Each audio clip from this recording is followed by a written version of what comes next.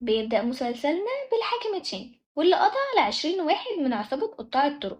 نيجي لإنران واللي قاعدة بترسم حبيبها، وبيجيلها خبر إن رجالة الحاكم أخدوا أبوها. بيوصل لها رسالة إنها لو عايزة تنقذ أبوها تتجوز الحاكم، فبتوافق عشان تنقذه. وأول ما بتشوف الحاكم بيطلع إنه حبيبها اللي بعدت عنه من 5 سنين، وهي بتقوله أكيد في حاجة غلط، إحنا ما ينفعش نتجوز. قال لها أمي ماتت بسبب أبوكي، فبتقوله أكيد أنت فاهم غلط، وبعدين إحنا اخوات ما ينفعش نتجوز. فبياخدها من إيديها عشان يتجوزوا، والناس كلها بتشوف اللي بيعمله. أول ما بيخلصوا بتقوله طلع أبويا بقى، فبيقول لها انت لسه معاناتك هتبدأ. بيروحوا بتقوله انت عايز ايه، فبيقول لها أولا عايزك انت، ثانيا بقى عايز منجم الدهب بتاع عيلتك. فبتقوله خلاص خد منجم الدهب وسيبني انا وابويا. فبيقول لها انا قلت اولا عايزك انت.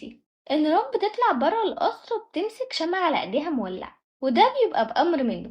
وبيبقى فيه يانج وده سيد برج لجمع المعلومات، وتشينج بيدور عليه، فبيكلمه يقوله هبعتلك هدية صغيرة عشان جوازك. تشينج بيشوف إنرام من الشباك وبينزل يشيلها ويدخلها القصر، وبيبقى مجهز لها الحمام عشان تستحمى، وبيقول للخدم إنها إيديها محروقة يجيبولها مرهم.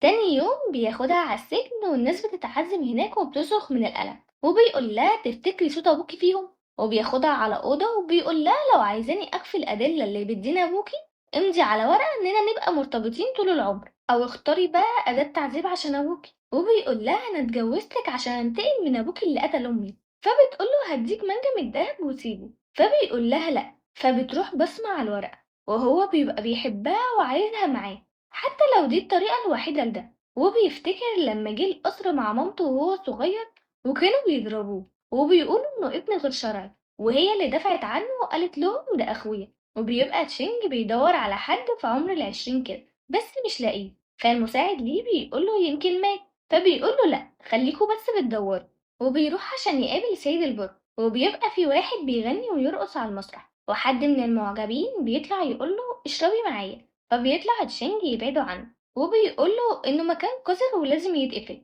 فبيروح سيد البرج واخد المعجب ده وبيقوله بسببك شايفني ماليش قيمة، مش كنت عايز نشرب معاك؟ اشرب اشرب. وبيشربه غصب عنه وبيروح قتله.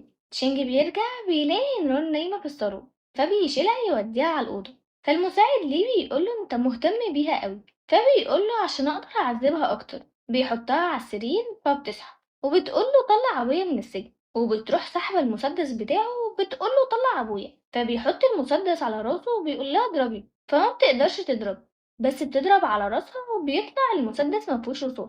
وبيقول لها ما تخافيش، هخلي ابوكي عايش عشان يشوفني وانا بعذب بنته. تاني يوم بيجيله معلومة ان القائد تشاو اللي هو ابوه بالتبني واخد مولين، فبيقوله انه مجرم والحوار مش في ايده. وبيقوله الخاتم ده معمول منه 3 بس ادوهم لاصحاب الخدمة المتميزة، وانا واحد منهم، وانا ما عنديش زوجة ولا ولاد، فانت اللي هتاخده من بعدي، فما تخذلنيش. انا بس عايزك تركز على منجم الدهب. وبيقوله انا عايزك تبعد عن انرون، ما تنساش امك ماتت ازاي. وبيطلع القائد هو اللي مخبي مولين، وبيقعد يعذبه عشان يعرف منه مكان منجم الدهب، وبيهدده ببنته. شينجي بيروح يصلي لأمه وبيفتكر إنه رجع في يوم لقاها منتحرة وكاتبة على ورقة مولين أشوفك في الجحيم. وبيقعد يضرب نفسه وبيفتكر كلام الناس ليه وإنه مش من مستواها ويحلم على قده. مينجين بيبعت لها رسالة إنه خلص دراسة بدري ورجع قريب، فبتيجي تطلع بتلاقيه في وشها بيسحب الرسالة يقراها، وبيروح مقطعها ومزعق معاه وبيقول لها انتي بتحبيه. وبتفتكر من 5 سنين كان ابوها عايز يجوزها مينج ان وهو بيرفض، فمولين بيخلي الخدم يضربوه لحد ما بيغمى عليه. بيفوق يلاقيها مع مينج ان بتقوله انهم مخطوبين وما تفكرش نفسك حاجة، انا كنت بتسلى بس. فبيقول لها مش حقيقي، انتي لسه لابسه السلسله اللي انا جبتها لك. فبتقوله بس كده اهو، وبتروح شداها على الارض وبتسيبه وتمشي. بس هي بتبقى عملت كده عشان تنقذه من ابوها اللي كده هيموته. فبتقوله سيبه وانا هعمل اللي انت عايزه، فبيخليها تتخطب لمين. وبيخلص ملخصنا النهارده. لو عجبكم الملخص دوسوا لايك سبسكرايب واشوفكم في ملخص تاني. سلام.